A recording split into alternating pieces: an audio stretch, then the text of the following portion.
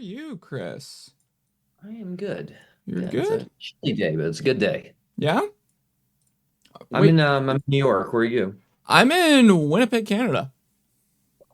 Probably chillier for you. It's not that chilly out, surprisingly. Like the weather's been pretty good the last Yeah. while-ish. Like we're only getting rain. Like the rest of Canada's getting snow, but like we're the only ones that are actually getting decent weather, which is surprising. But Well, excellent. I hope it keeps it that way. yeah, how's the weather over there for you guys? It's all over the place. I Mhm. think it's going to be like in the high 70s tomorrow or Wednesday or something. It Oh, was really? really hot on Friday and then gets cold. So I Oh. think I think we're about to see everybody get sick pretty much from the weather, going up and down. So we'll see. That's kind of like everywhere right now. Like it's Yeah. I guess flu season, sick season. I don't know. I've been seeing that actually the last like month or two. Everyone's just getting Yeah. sick. But yeah. So how's it going? Let's tell the people who you are, I guess. Chris. Yeah. So I'm Chris. I'm a musician out of Long Island, New York. I'm a guitar player, but I pretty much play everything on all my records except for real drums, analog drums, and the female backing vocals. Although in a pinch, I might be able to do those too. I don't know. Yeah, I guess you've been in the industry for a while. I'm assuming, right? I've been a guitar player for a very long time, and yeah, I've been performing since I guess I got to college in the early 2000, mid 2000s. So yeah, I've been playing for a while. Hmm. Yeah, and you just released a record like self-produced and everything. Like what was that like writing a record, right Well, producing it and everything? Yeah. so this is my first solo record. Yeah.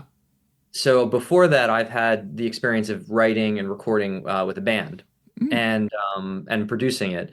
So it's different in the sense that it's all me this time around, and I have on a good. It's a good thing and a bad thing. I have no one to mm. talk to about it, but I also have no one to talk to about it. So it's one of those things where it's like, I'm sitting at my desk and like pretty much it's only my wife to be like, is this any good? Yeah, And she's a harsh critic, so it's I, good. I feel like I get through it.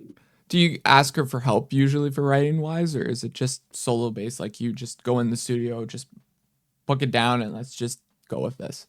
That's usually what happens. I don't fiddle. I don't sit and pick up an instrument because my main instrument is guitar, but also keyboard. And like I don't Mm, really just sit there and play.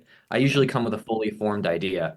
Mhm. So most of the time that I have an instrument in my hand, I'm recording something that I've already come up with, not looking for something. Oh, okay. Does it make it harder for that? For I it's think just so. yeah. It makes it harder for two things. It makes it harder to collaborate with people, Mhm. because I can be quite stubborn sometimes about my ideas because I've already kind of just come to the session or whatever with an idea. Right. The other thing that makes it kind of difficult is I find that sometimes I'm not flexible with my own ideas. So, I mean, sometimes things don't work, and I spend more time trying to make the square peg fit than Mhm. I think if I had someone to just tap me on the shoulder and say, "Stop doing that." Yeah. So you would say you would have OCD then for like all the stuff and everything, right? I mean, I'm not gonna lie. After any time I record guitar, all the knobs go back to the zero position. So I make sure everything is always the same all the time. Yeah. How is like with this being your first self-produced record, your first time Mhm. doing it? What's the message behind it that you want to tell everyone about it? Well, the album came about. I write in phases, Hmm. and what usually happens is a period of time in my life because I'm just constantly writing. Usually has some kind of theme or Hmm. concept that is in my head or just kind of like around me. Yeah. So the majority of this record was written during the earlier part of the pandemic. And Hmm. it wasn't so much about, whatever was going on outside, but it's a little bit more of just because kind of introspective, not really knowing what's going on, knowing something's kind of wrong in your life, but trying to identify it. And that's what the record's about, is the way I like to think of it is imagine you're just walking down a hallway and you walk into the hallway thinking something's wrong Hmm. and there are paintings, and every time you look at a painting it pulls you in some other direction to say that's what's wrong, that's Hmm. what's wrong. you get to the end of it, you realize you haven't answered the question, but you've been pulled in all these directions, and you realize that that's actually the point, that you're open to the different directions and that there are little pieces of the same problem, but not one thing that answers your problem. Hmm. That's a good little idea behind it. I've not heard an analogy or something like that before from someone for like a record. That's cool. It's, How'd you, I mean, yeah. I like it, How, but the only problem is that there's no catharsis on the album either. It's just it's a journey. There's no yeah. like I've solved the problem. It's just like I've gotten to the end of realizing I actually have to think about this. Nice. Yeah, yeah, yeah. I can see that. Listen to it. Yeah, I get that. Mhm. How's it going to, well, of course, this is self-produced and everything and self-release and everything. What about labels and everything? What do you think about them? Do you think like more artists should just be like yourself, make self-produced stuff, self-release and everything, or should they go talk to a label about like, hey, let's release this project or not go about that? Well, I think that it depends on why you want to do that. You know, Yeah. from a creative standpoint, if you want to be, I don't say left alone, but left alone in a lot of ways, doing everything yourself is helpful because no one will bother you if you do everything yourself. Working with a label is a business relationship. So if there's a play for two different parties to get involved to help achieve some other goal, I'm very in favor of that. So I think that the days of like, you need this are kind of over. And I think that it makes it harder because there's no one path, but it makes it easier in the sense that you do have a lot of freedom to do what you think is best for you. So working with a label, being independent, it works both ways now. You know what I mean? Yeah. It can work in every way. Have you been on a label before with, I guess, previous bands or work and everything, or no? Just like actual distribution, we've always Okay. owned our own labels. Okay. So it's been, yeah, the same old kind of It's like a self-release and half in, everything. half out kind of thing. Okay. How has that worked for you so far? Like lately, has it been good? You seen like a good reason to Yeah, I just do that? mean, Yeah.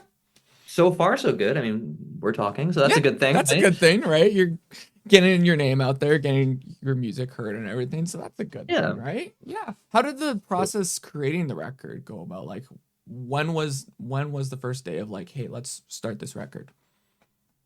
So I have a studio in my home. That's where I'm coming Yeah, to you now. I can see that. Yeah, lots of toys, but I have the ability to record on a level of just, I come down in my fuzzy slippers and I've got everything I need, and I have a complete hybrid setup. So I have a behind the wall is like an isolation chamber for guitars and things like that, and um, so I have the ability to just make a record here, minus drums, or like I said, usually like a large group of people. Mhm.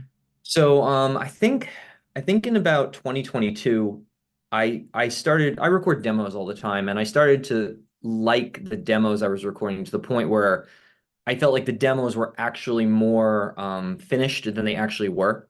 Hmm.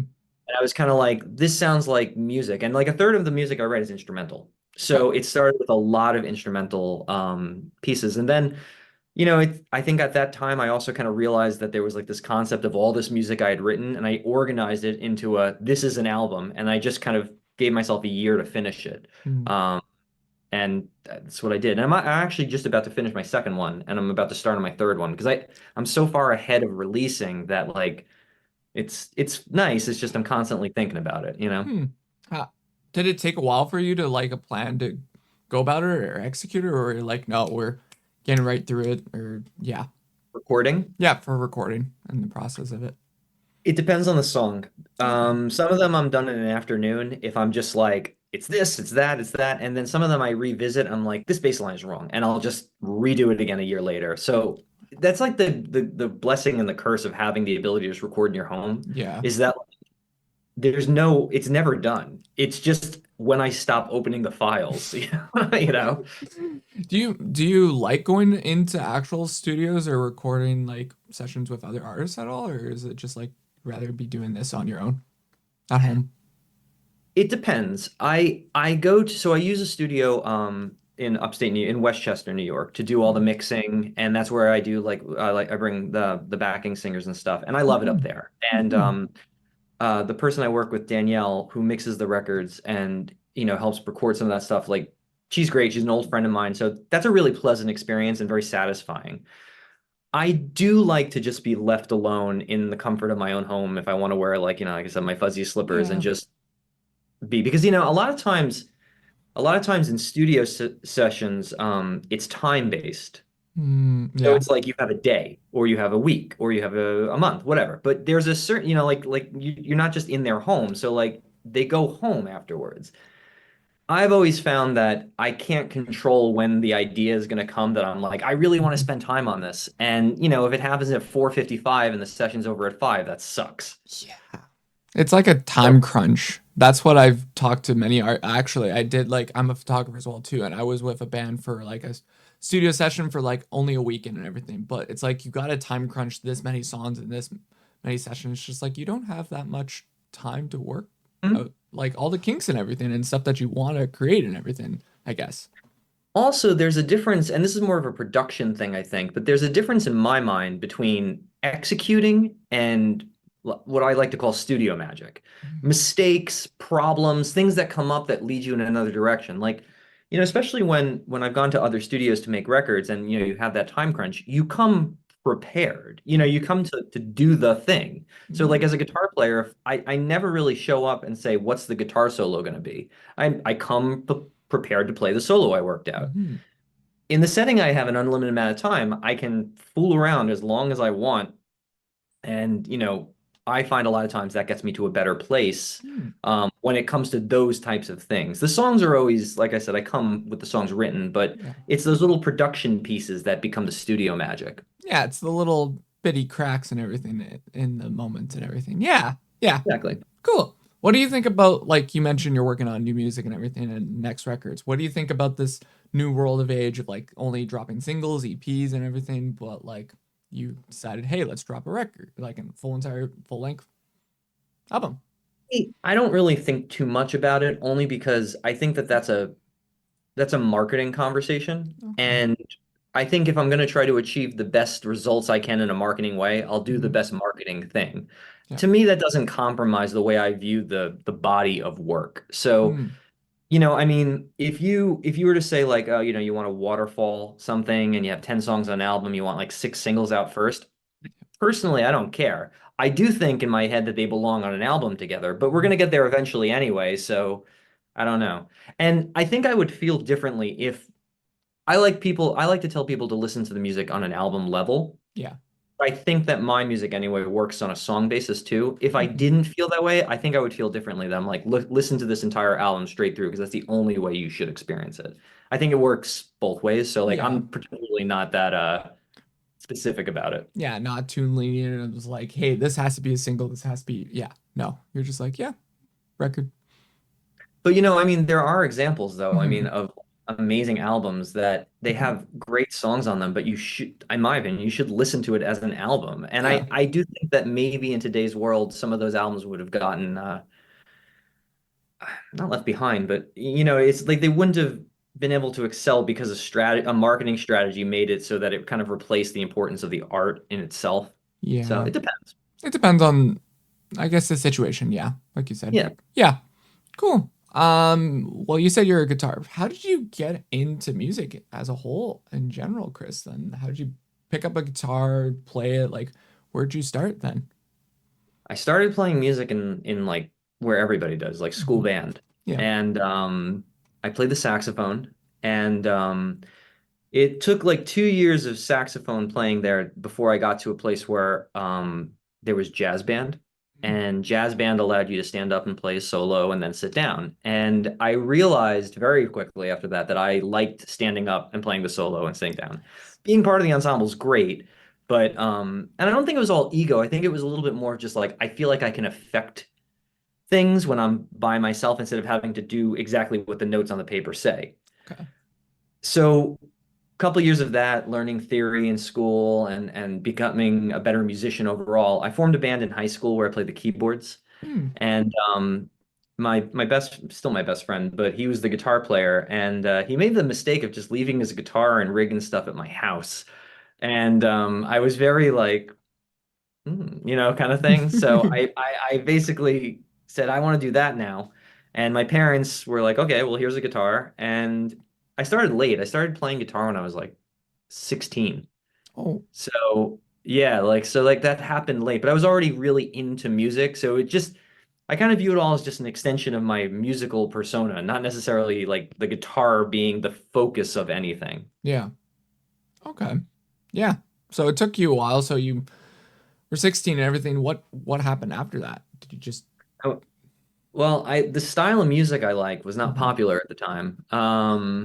So when I was in high school, at the end of high school playing guitar, and then in college, I stood out with a lot of bands that I played with only because I was into something that most people were not. Mm, Like where because I was still a relatively new guitar player by 5 years, and I'm just like, oh, this Van Halen guy, I love him, and everyone else is like, that's we don't think about Van Halen anymore. So like it's one of those things where it's like, and just in the circles of bands that I was playing with, because until I got to a world where like I was talking to only guitar players who acknowledge the entire breadth of guitar history, you can't ignore Eddie Van Halen. You talk to like a pop band or an indie band in like 2006 in New York City, they weren't listing Van Halen was an influence. So I kind of got into this place where it's like I like playing guitar solos, and when people needed someone who wanted to play a guitar solo like that, they would call me. And mm.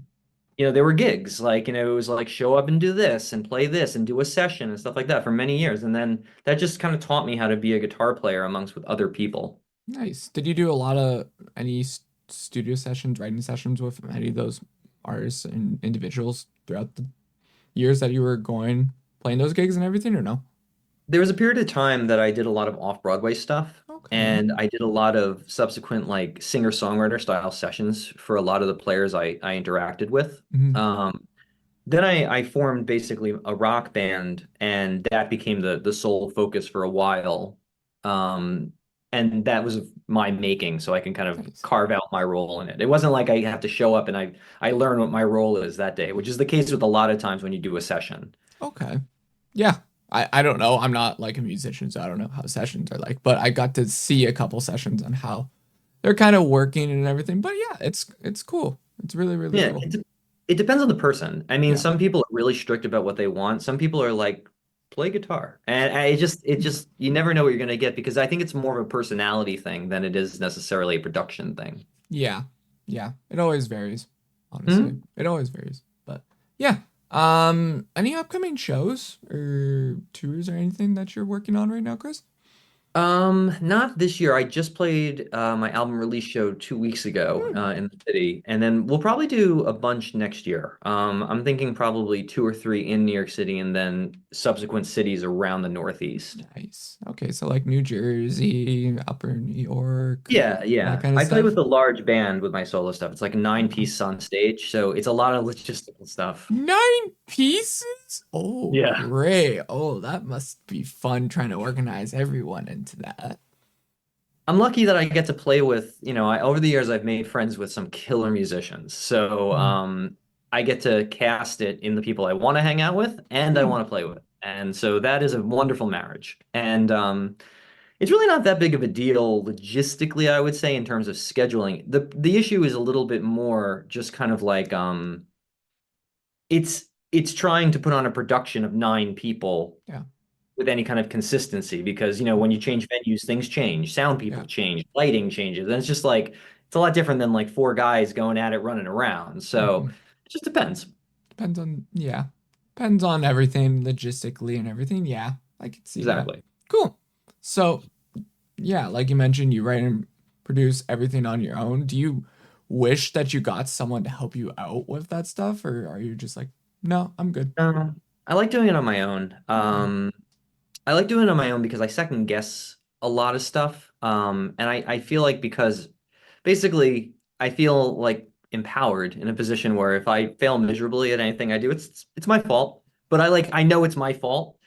And I don't get the well, I can blame my wife, Tasha. But other than that, right? Like I like knowing that it's all running on my shoulders because if I make a good decision, I can be like, I made that decision. If I make a Hmm. bad decision, I made that decision, and I Yeah. can assess very much easier. Yeah. And you learn from your mistakes too. So then you're like, oh, this can work, this can't work, or go about with this the next day or something like that because you're self-producing, you're Yeah. self-making everything, doing it all your own. That's the maddening thing about recording music is that, and I've yet to figure out why this is the case, but like something that works one day doesn't work the next and vice Mhm. versa. And so like I feel like there's never a go-to, this always works kind of thing. It's exciting, but it's frustrating too. Yeah, you wish everything's like, oh yeah, it's an easy button and it just works, but it never Mhm. does. It never. I don't get why, but I just don't the way know. it goes, I guess. What's some artists that you hope to work with in the future, Chris? I hope to work with. Yeah, hope to work with. I would love to work with like as far as musical artists go, Hmm. players in different disciplines. Hmm. String players, I have a lot of musical heroes, but I don't know if I necessarily want to work with the musical heroes because I want to create something new or I just want to stand there in awe of them for a while. In terms of just kind of creating something new, I would love to find players who are just looking to do something out of the box that I would have never thought of, and there's plenty of it. It's just that's what I kind of look for in working with someone else. Uh, From a live standpoint, what I try to do is, and you'll have to come to the next show, of course, but yeah. I try to integrate different types of performances, multimedia and stuff like that into the performance. Hmm. So I like the sense of not just being a concert, but being more of let's say experience, but an experience based around a concert. So like at the last show, we had two aerial dancers. We had a pillow fight Hmm. happen in the middle of the venue that mimicked like a music video I have. Just Okay. stuff that's a little bit more kind of like what's going on, and but you Hmm. can enjoy the soundtrack to it. That's kind of the way I like to view the live stuff. Interesting. I've Mhm. not seen about something like that, but well, I've seen like there's more artists getting into the more experience wise for concerts now. Like you look at Yeah. the high production level of these big time artists, and then they're like, oh, this experience, not a concert. And then yeah, there's a bunch of more rock, even some pop artists that are starting to get into like, hey, this is an experience, not a concert. Like you have all these big production level kind of instances and everything. So I guess you're more into that safer concert than an actual traditional concert. You say, Chris? I think it goes both ways, but yeah, I mean, I really, especially in my home base in New York City, like I really like the idea of building something that's a little bit more of an event. Yeah. I've always loved going to a show that was a show Hmm. as opposed to a concert. Okay. And I mean, don't get me wrong, I could close my eyes and listen to certain things all day long, but if I'm going to open my eyes, I want to see something in Yeah. addition to to hearing it. So I've really enjoyed artists who kind of add another layer to the performance of it because, if you go and there's nothing wrong with this, but if you try to recreate a record or something like that, that is in fact part of the performance. Hmm. I think if you can do things that like, you can't convey on a record, like a visual medium or a smell or a touch or a taste or I don't know, whatever. Like Yeah. I think that that's a fun kind of dimension to it. It's like it's going to see a movie and like those places that'll feed you things that are on the screen and stuff like that. It just adds another dimension to it that you're Yeah. like, I never experienced this before. Yeah, Disney had when I was like growing up and everything, Disney had 4D where you could actually get in a chair, you could smell it, you could kind of Hmm. taste it and move it around. We're starting to get to that level. I think they just scientists did like a study of like, hey, we could actually travel smell across like the room and everything. So like Right. that could happen, I think, soon with even music somehow. I don't know how.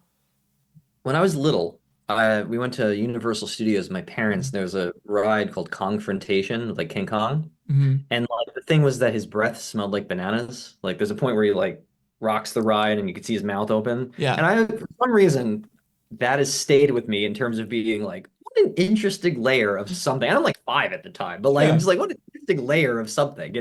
So stuff like that's always stuck with me where it's like, especially with a lot of the instrumental stuff I like to write, it's, I think it's on the more laid back side. Hmm. I mean, just like a scented candle trying to make you relax, I can't see how that's a bad thing to pair a scent that feels more like relaxation with a sonic experience like that. Oh So, yeah. yeah. That's cool. That'll be yeah. Yeah. Yeah. Yeah. Okay. Yeah. What would be your favorite show and then your favorite concert then? That you ever been to? Um, I would say the best concert I've ever been to is probably David Gilmour at Radio City. Hmm.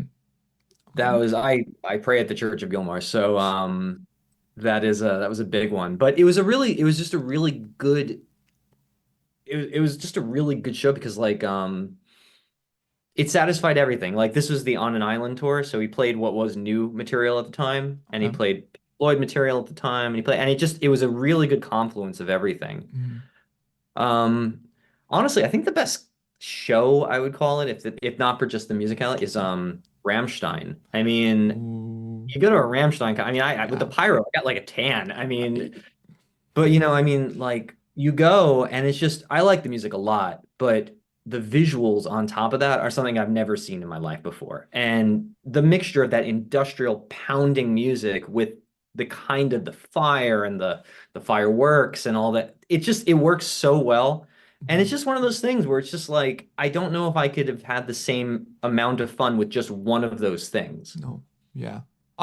Yeah, I agree. Like anytime which festival? There was a festival I went to and literally the headliner, they go all out for like probably the headliner of the night or something. They bring out fireworks, they bring out all the pyro. Honestly, Sure. that kind of experience always gets me. It's like, dang, they do this crazy budget for this big of an artist. It's like, wow, crazy. Oh yeah. It's cool. Or to the point where if you can dream it, you can do it. So, I mean, I don't know, maybe first band in space. We'll see. Hey, give it maybe 2 years, 3 years. Right? It'll happen. It's honestly gonna happen. What do you Yeah. do when you're on your off time, Chris? Like when you're not doing music, do you have any hobbies, work? Is there off time? I like to cook. Yeah. Cooking is my de-stressing out of music because I find that when I cook, I think about cooking Hmm, and I don't think about music. And that is very helpful because I find the rest of my time I'm usually thinking about music. it's good. Okay, what's your go-to dish? If I had to get a dish from you that you're like, yes, Ish. dish. I'm not prepared for this question. I don't know the answer to that. I like lots of things. Hmm. I don't know. That's I fine. don't know. That's fine. What do you Variety is the typically? spice of life, so Hmm? you got to mix it up. I said What? variety is the spice of life, so you got to mix it up. Okay. Okay. What do you typically cook then on like a weekend or like for the week or something like that? Do you have like a go-to thing that you typically cook or no?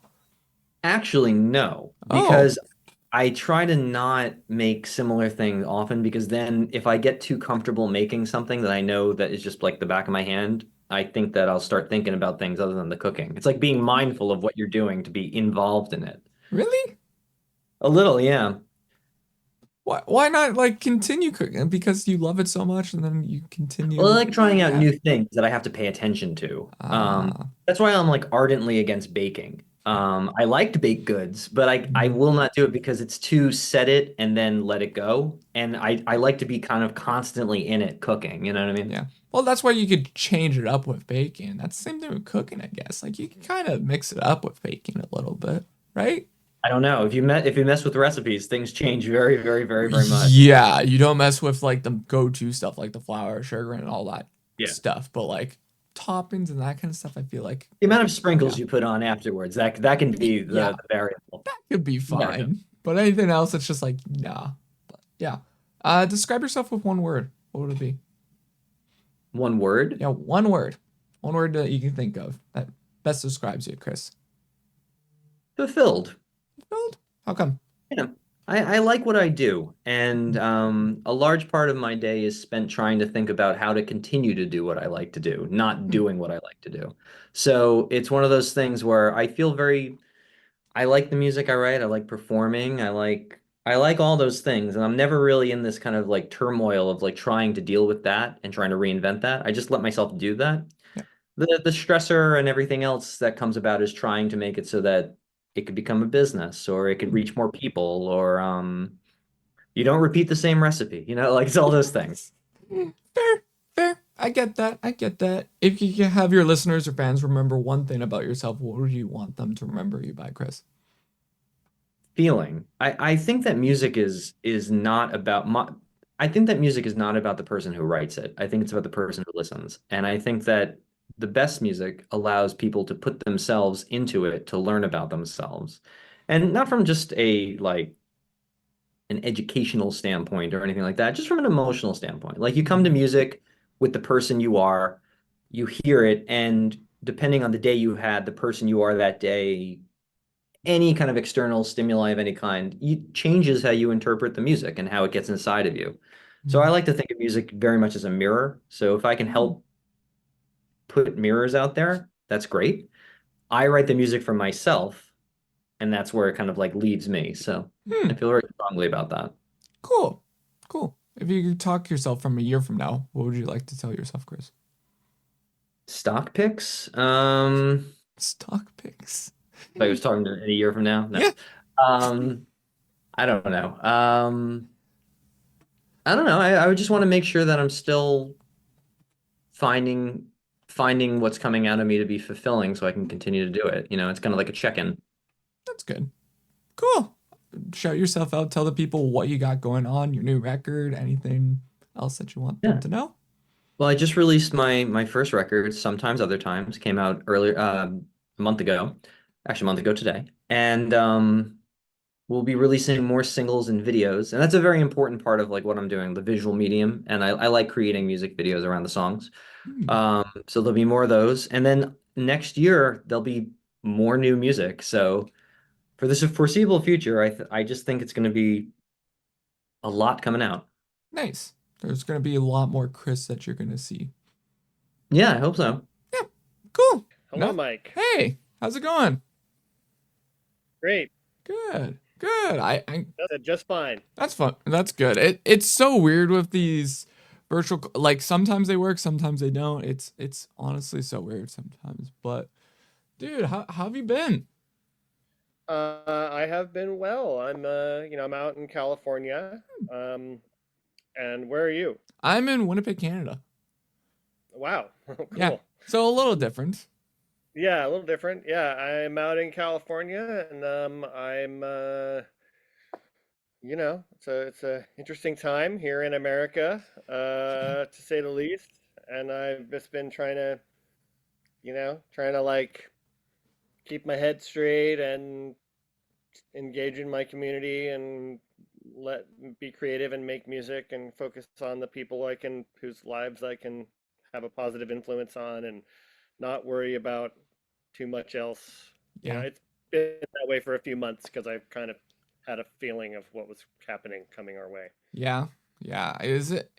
I guess in your community, are you guys involved with, I guess, political stuff, I guess, or are you just like not trying to think Uh, about that stuff right now? you know, uh, not in a, I'm like an action speaks louder than words kind of guy. Hmm. So like with the artists that I work with, here in the Bay Area and like with the Cardboard People band, we're like so obviously like we get booked to play at like SF Pride and Oakland Pride, and I'm not sure exactly what it is, something about Yunaka, my singer, and something about the music and the way that it looks and feels. I think we just look like we are the open-minded, you know, like liberal leaning um, type of thing. And then I've just, for whatever reason, a lot of LGBTQ artists reach out to me to do records, to make Hmm. songs. Not all of them, but just some or enough that I seem to have a reputation for being like a safe, because I don't care about anybody's anything. Yeah. I'm here for the music, um, so I don't have any I don't even think about it. I think it's interesting when people are different, um, in any way different, whether they prefer like people who like wear all black or whatever they do that's different from conforming. Um, so yeah, we don't like I don't do a ton of like going online and ranting and raving Yeah. about politics because I feel like there's enough there's so much of it. It's just more, more. So we definitely like speak up, but it's not the platform. It's part of it's a piece of the platform. It's just a little speck of the whole entire like Yeah, platform and everything that you see online. Like there's so much out there that's just like, no, don't need to worry about this right now. Let's just do our own thing, kind of. Yeah. Yeah. yeah, yeah. Yeah. I feel like that's fair. I mean, and we're not. it, yeah. I mean, I don't want to ramble, but I have some issues sometimes when like, and we're not celebrities in the same way, Mhm. of course, as Lady Gaga or whoever, but like sometimes like celebrities and all that getting in politics, it's sometimes it seems disingenuous to me. Like I believe that they're saying the right thing, and I think they should speak up. And it's not that. It's just like I'll personally feel like like I noticed Lady Gaga was like just for like 2 years has been promoting this Joker movie, which is like super dark and violent, and it's all about chaos and her being a horrible villain, and then she goes and is trying to be very like peace and love with the Democratic campaign, and I'm all for it, but it also feels like, you know, can you isn't she is she can she have that cake and eat it too? Can she be like promoting a really dark violent movie for years with pictures and videos, and then like saying everybody be kind to one another? Like it doesn't always connect for me. Like I'm just like, well, okay, what did like great for her to have that opportunity to be an actor and a singer and be in a movie with Joaquin Phoenix. That's great, Yeah. you know. But it's still it feels like a little bit of a mixed message, and I'm just like, the movie. I don't know. Let me put it this way. I don't know what I'm saying because it's confusing as hell to try to intercept all these messages and make heads or tails of it when you're just like, I'm just trying to be a good person on a day Yeah. by day basis, you Yeah. know. So I mean, we could talk about this for hours, but that's maybe not let's talk about. But it's just a weird time. There's a lot of information. We're all online now, and that's Yeah. that. Yeah. You're seeing rivers of information coming at you, and it's I pretty much don't think you should believe almost anything you read at this point. I mean, be very careful with what you believe because you know there's so much fake stuff. You can like and anyways, yeah. Yeah, good advice. We like it. You're good, Jim. You're good. Well, going back into, I guess, when you said like LGBTQ people that you've been producing and everything, I want to get into like you producing everything from so many artists throughout the years, Jim, because that's what I was told. Like you've worked with countless, tons and tons of artists in the industry, man. Like from Foster the People, who made Pumped Up Kicks, K-Fly, MC Lars, I saw, even the Beatles. I'm surprised about.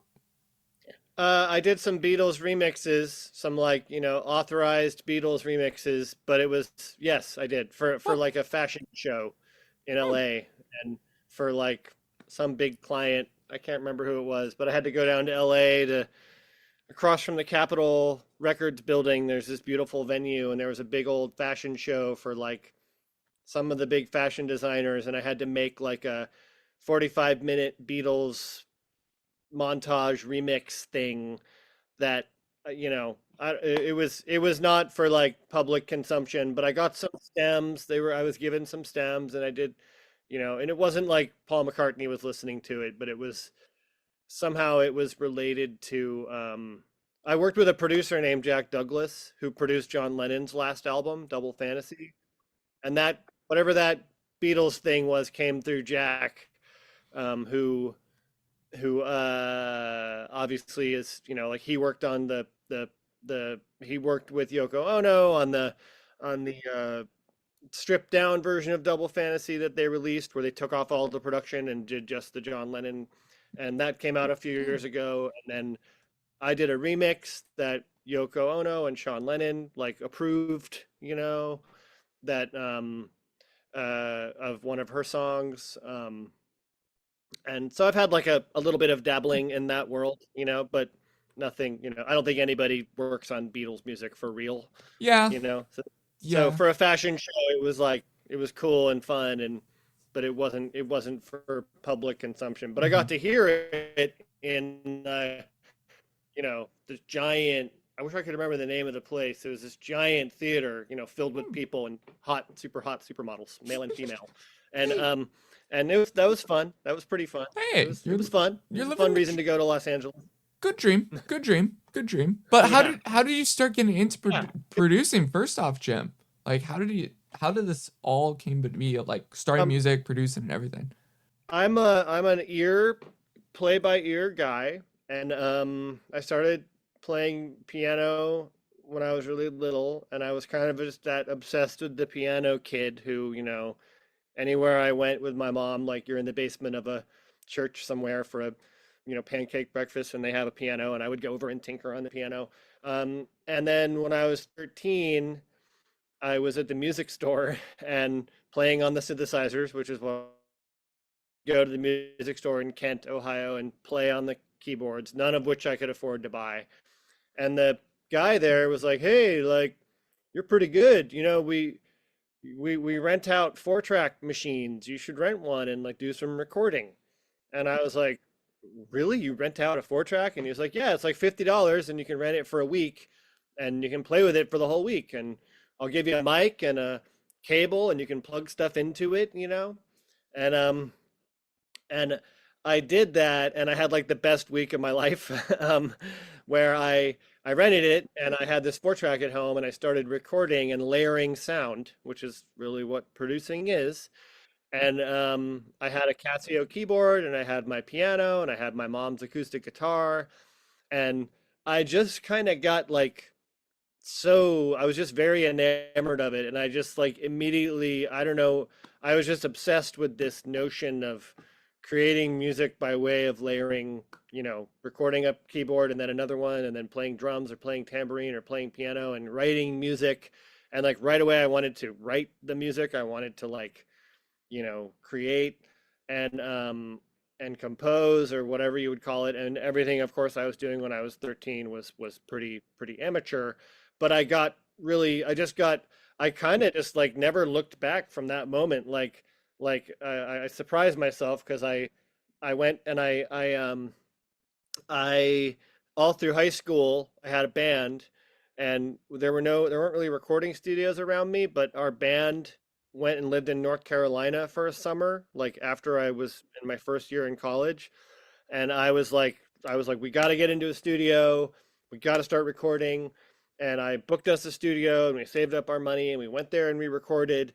And then I got really hooked. And the engineer at that studio was like, saw me being all obsessed with all the knobs and learning and doing all the things. And he was like, you should think about being an engineer or something. Like you're obviously really into it. And I, I have a natural, I just have a knack or something for like, you know, like the engineer would go to like reach to go to a knob and my hand would be on my way at the same time. And I'd be like, I think we need to turn the high end down on that guitar. And he'd be like, how'd you know that? And I was like, I don't know. It just sounds like it. And then basically all through college, I would save up my money to get into a studio and record. And eventually, of course, I bought my own 4-track and I had one in my college dorm room. And I was just always in there tinkering. And then I didn't really know. I was doing all this in the effort of wanting to become a rock star, of course, like because I was playing in a band and singing and playing guitar and playing shows and doing all that. And it was going perfectly well, although I now realize my music, all the bands I was in were too weird to ever make it, or too like we weren't like I didn't really ever really understand that the point of a band is to like entertain people. I thought Yeah. it was to like explore your own thoughts and feelings on a stage, and I didn't. Took me a long time to learn, which you're kind of doing, Yeah. but also you have to kind of be entertained. I don't know. That's another like tangent. But essentially, when I moved to California, I I I moved to California and I was flailing around and I didn't really know what I was going to do. I had this notion of being a recording guy, and then I got a job. My music career really actually started when I did the smartest thing, which was I got a job at a club where I was in the music business. Because before that, I was just flailing around doing whatever, working at a bar as a bartender, and I tried working at a law firm and I hated it and I had to quit. And when I got this job at this club, and it was a really cool, popular club in San Francisco, and suddenly I was immersed in music business. The phone was ringing off the hook for people to play the club. I was working, booking bands, and I discovered this band, and this band was rising, and I helped them rise by booking their shows for them and helped them get bigger and bigger, and they became like a headliner. They eventually headlined at the Fillmore, Oh. and And along the way, I mean, I don't want to talk your head off, but so I'll keep Mhm. it tight. But like the person who I happened to be working with in the club was a manager of another producer, this guy called Dan the Automator, who's like a well-known hip hop producer, Mhm. or was pretty well known back then. Um, and uh, and he had worked on this Dr. Octagon and album that was a big smash hit in the late 90s. We're talking like late 90s, early 2000s. And and he I started also working for him. And as I was working for him and working at this club and discovering this band, the manager that I was working with was like, Jim, you're a producer. You should produce this band. You're already doing it. You're going to their shows, you're booking them, you're talking to them. You should just help them make an album. And she very generously offered to fund essentially essentially signing this band to our little indie label that she had started. And she was like, I'll she saw me as the up and coming whatever guy, Yeah. which I still am, and I'm still up and coming. And she just basically said, I see your ambition, your drive, you want to do this, you should produce it, I'll pay for it, just make it happen. And so then I I'm a Virgo, and I embarked upon this very meticulous Virgo method of producing Mhm. this band, which is where I went to 3 rehearsals a week, and we took their 40 songs and we practiced them, and we winnowed it down to like 12 songs. And I called around and I went to like 15 recording studios until I found one that I liked the sound of, and I liked the engineers, I liked the sound of. And then I took them into the studio and I made the record, and they headlined the Fillmore, and the record got great reviews. And so I kind of just like willed myself into the role of being a producer, where all of my experience up until then had been just booking studios and getting in there and recording and Mhm. learning how it works. And then I like sort of like stepped up by like helping arrange and you know write some of the songs for the write with this band a little bit, just by way of saying, how about this lyric or how about Yeah. that chorus. And it worked. Mhm. And my boss, who helped me do it, saw me do it and saw me do it well. And then meanwhile, Dan the Automator, that other producer, his career was like taking off, because he started making the Deltron 3030 album, the Handsome Boy Modeling School, ended up doing the Gorillaz record. And so I kind of was in this clan with these people and myself, you know what I'm saying? Yeah. And so I kind of just willed my way into the notion. And after that, I was like, well, I'm a producer now, even though not, I didn't go to school for it. And you don't Yeah. get it's like, you don't get a certificate. There's no record producer school. You can learn how to engineer Yeah. in school or play instruments, but there's no producer school. So I just like made it happen. Hmm. And then after that, again, long story short, I did that record, and then I did some other stuff for a couple of years, and then that guy Dan got the opportunity to work with the band Galactic in New Orleans. And Oh. and I and he sent me, he was like, and Dan had gotten like, I don't want to say lazy, but he was like, he was like riding high. So he was like, Jim, we got to do this New Orleans band, but like all their songs are like a 2 chord jam, which was true. They would Yeah. just jam band. Yeah. And he was like, well, you're going to go to New Orleans for like 2 weeks and help them like get all their songs arranged, and then I'll come down and be the producer. And what happened was, I went to New Orleans and um, I basically like did the did all the hard work, because of course, I was like, this is a major opportunity, because Galactic had a fan base. They were a Yeah. real act. And I was like, damn. And I'm the kind of person who will grab an opportunity. Like if I'm presented with one, I won't, and I will like let nothing stop me. It's just, I'm wired that way. It's like a Midwestern thing. Um, so, um, so I was like, I went in there and I was like 14-hour days with Galactic for 2 straight weeks, and got that shit totally ready to go. And it was great. And we got along great, and they loved me. And I had like the best time. And of course, I was living in a hotel in the French Quarter, so it was like fun. And, and, and again, sort of by hook or by crook, through I came back from that experience, and that record went great, and I ended up getting like co-writing credit on the whole album, Nice. and it gave me a lot of fire. And then I came back, and my one and I had a friend from all my music years. At that point, I had already been working in the music business for 5 or 6 years in San Francisco. My friend Brandon, and we decided to he had owned a house in San Francisco because he was smart and bought one like back in before they got really expensive.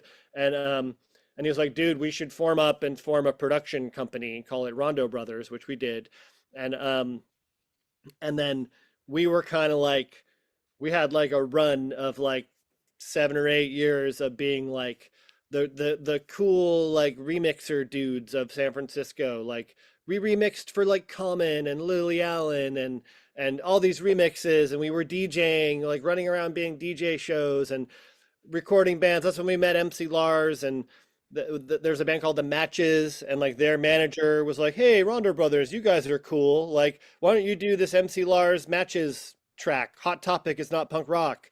So we recorded that, which became like their first hit song, which got like played on the radio, and like it's kind of it was a big jumble of like, you know, like being a highly functional person, saying yes to everything, taking every remix, whether it was paid or not. Somewhere in the middle of all that, we got again all through Dan the Automator, who he would get offered things and say like, "Nah, give it to those guys," because he was too busy, because he was like a Gorillaz producer now. Yeah. So we did these like NFL commercial spots Nice. for the NFL, and then we got an agent for commercial work in Los Angeles, like a really good one, and totally by accident. They just lucked into it, just blind dumb luck.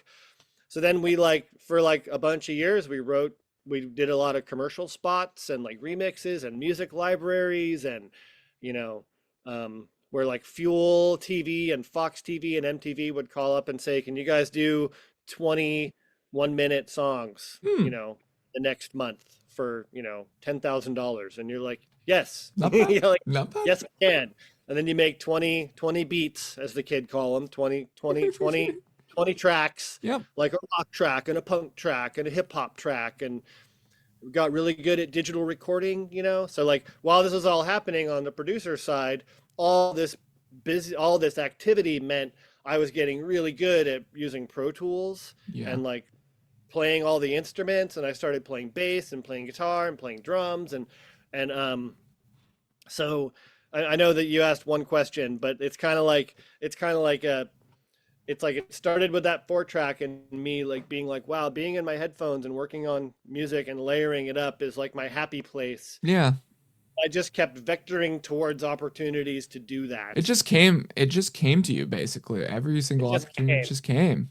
Dang. Well, it came, and I'm the kind of person who will keep putting myself in the line of fire. Yeah. Like, not afraid of rejection. I'm totally fine with it. Like 10 people say no, one person says yes. And then it Great. just spirals It's a from there win. basically. You go with the one yes, and you keep on going. You Yeah. just don't look back. Like you got one life kind of thing. Like if you have an inspiration, you should follow it. Hmm. Which is what I tell all the artists, who I end up sitting in a room with, most of whom are depressed and, like depressed and need guidance. And I'm like, I try to be a cheerleader and be like, come on, like, let's do this, like let's make a legacy. Let's pull your anyway. heart out in this track. Let's do it. Yeah. Why not? Why not? Yeah. Why not? What would you suggest to people that are starting to get into producing and starting to make it basically? How would you tell people to start then? Just do it. Like get the rig you can get. Like the story I tell is like back when, like I mentioned, like the NFL thing, like right when I came back from New Orleans, and and I know I'm gonna date myself here, but that was like 2004, so 20 years ago. I've obviously done a lot of other things since then, but this is the beginning, the early days. I remember coming back from New Orleans, and I was like, okay, I'm a producer. Like I produced that band, I've produced a bunch of stuff, but I always had to go to somebody's studio. I didn't have any gear. I had nothing. And but I could see I was like I need gear, I need stuff, and I also was like broke. I had no money. I was living with my wife in a one-bedroom apartment in Berkeley, California, and I was like it's time to invest in myself. And I got my credit card and I went to the store, the Guitar Center, and I bought a Pro Tools thing, a Digi Rack thing, and I bought a couple of microphones and I bought a microKORG keyboard and I bought like I don't know, maybe like a cheap bass guitar. I just basically bought all the stuff so that I could really work professionally at home without having to spend any overhead on anything, which I think is really important. And and it allowed me to, and I remember that like right after I bought it all, and I really believe in investing in yourself, because right after I bought all that stuff, and it was like $15,000 worth of stuff, like it was no joke. Like my wife was like, "What?" You know, and What I are was you like, doing, basically? I was like, yeah, I was like, well, without this gear, I can't work. I can't offer Yeah. my services because all I can do is say if I find some band I want to produce and I can say, hey, can I produce your band, but you have to pay me and you have to pay for the studio.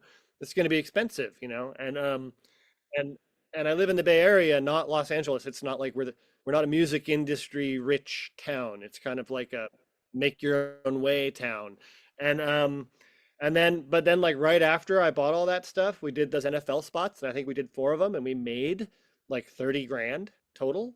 So it like pretty much paid for all the stuff I Yeah. had bought, you know? And I was like, okay, so and I used that stuff to work on those. I didn't just, you know, so like so what I tell people is if you want to be a producer or a music creator, um, get the stuff you need. Don't be afraid. And then so get it, you know, and these days, sadly, for better or for worse, it's like get a Mac laptop, get Logic or Pro Tools for $100 a year, get a mic, get a MIDI controller, treat yourself to one cool thing. If you're a guitar player, get a decent electric guitar, you know, get an acoustic guitar, get a bass, get the tools, and then basically be in your community and find people who you can work with, Yeah. even you just have to do it for free. So so if you're if you're 21 right now or 25 or young and you get all that stuff and you're out engaging in the music community and you're like, yeah, every Tuesday I go to the open mic, go to the open mic, and when you like somebody, go right up to them and be like, hey, I really like your thing. Like I'm getting my my rig together and I could I record a couple of songs for you, Hmm. please? And then and just do it for nothing, you know, and offer to do it and practice on them and do it and practice recording acoustic guitar with two microphones and practice doing vocal comping and practice doing, you know, doing making little drum beats and writing little string parts or whatever that artist says they want. When they say, "Oh, I think it'd be really cool if there was a harmonica," be like, "Okay, let's find a harmonica. Let's figure it out," right? And just do it and then just keep doing it and keep reaching out to people. And I really believe that like which is essentially a version of what I was doing. And eventually, like somebody will say, you know, somebody that you do that for or with will say, hey, my other friend who, has a real job and could probably pay you Hmm. wants to record some music too. And you were really fun to work with, like being really nice and friendly and like making it fun, making the experience fun. Because these days, for better or for worse, like anybody can get a Mac laptop and a mic and record themselves. So if you want to be a person who's assisting with that or who's really being a big part of it, you kind of have to bring a lot of value. You kind of have to bring a lot. And I would say almost all of that, I mean, musical talent is a big part of it, but another big part of it is just personality, like understanding, like it's not only about coming in and recording the song and leaving. It's kind of a hang. It's kind of Yeah. like, you know, if it shouldn't be rushed. It should feel like an organic experience. You should have the opportunity to take a walk, like get a coffee and like sit and like listen to the song. When somebody comes in and I'll say, I'll say, well, what do you got? Let's hear your songs, and they got to play the songs at Yeah. some point. Um, and then, yeah, I think just like getting the tools, and then being really engaged with the people around you, and finding people you can practice on and work with, and just doing that relentlessly for maybe years, Yeah. until it you know until it grows into something a little bigger than just yourself. And I really believe it's a necessary thing. Like, I think guys like me, I mean, 99% of the artists I work with couldn't do it alone. No. Like, they wouldn't. I mean, I guess they could, but it's like no fun to do this stuff alone. Yeah. It's really no fun. It's It so never much fun is. to do. Yeah, it's so much more fun with other people. Mhm. And I think that's like, being that other person. I don't know. I just think that's really important. True. Cool. You have a new project with Cardboard People called Tigress Lane. How did that project came to be? Um, Tigress Lane Yeah. it's the second Cardboard People album, and we started the band during the pandemic, Yunaka and myself, and I originally started it like all throughout this crazy career. Mm. I've seen and done lots of like side projects where, I even when we started Cardboard People, I thought it might just be like a film and TV thing, Yeah. like, oh, we'll just make some fun tracks about whatever, dancing outside in the middle of the night, and maybe get in a TV show, through my connections there, which are some, not crazy, but some. And then we started performing live, and like we started getting a much stronger reaction I didn't really even know what was going to happen, but we Yeah. started performing live and started getting like gig offers, and getting a lot of gig offers, and then getting a lot of like great audience feedback, and we keep getting more gigs, and it kind of became a real organic, real band, like right in front of our very eyes, without Yes. us even really comprehending that that's what was going to happen. And the first record was kind of like a collection of singles that we made sort of through the pandemic, Mhm. and then we had kind of gelled, Yunaka and myself, and gotten to be like friends, and really kind of like Lennon McCartney'd our lives, where we were like tight, and Yeah. kind of like, I didn't know her as well when it all started, and suddenly we were like friends, and we were like gelling, and then we decided to treat ourselves. We went to Jamaica to do like a songwriting trip, and Mm.